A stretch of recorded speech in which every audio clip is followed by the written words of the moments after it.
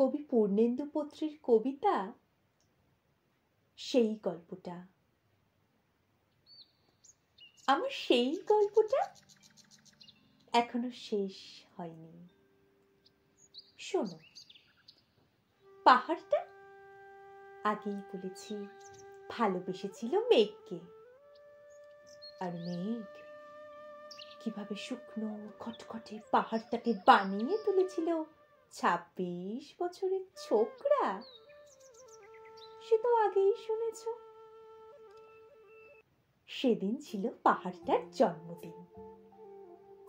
পাহাড় মেঘকে বললে, আজ তুমি লাল শাড়ি পরে আসবে। মেঘ পাহাড়কে বললে, আজ তোমাকে স্নান করিয়ে দেব চন্দন জলে। ভালোবাসলে নারীরা হয়ে যায় নরম নদী, পুরুষেরা জ্বলন্ত কাঠ।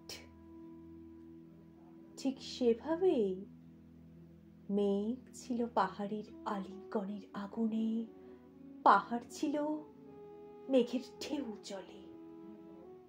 হঠাৎ আকাশ জুড়ে বেজে উঠল ঝড়, ঝাঁকড়া চুল উড়িয়ে ছিনতাইয়ের ভঙ্গিতে ছুটে এলো এক ঝাঁক হাওয়া। মেঘের আঁচলে টান মেরে বললে, তোর বিয়ে। এখনো শেষ হয়নি গল্পটা। বজ্রের সঙ্গে মেঘের বিয়েটা হয়ে গেল ঠিকই, কিন্তু পাহাড়কে সে কোনোদিন ভুলতে পারল না। বিশ্বাস না হয় তো চিরে দেখতে পারো পাহাড়টার হাড় পাঁজর। ভিতরে থই থই করছে শত ঝর্ণার জল।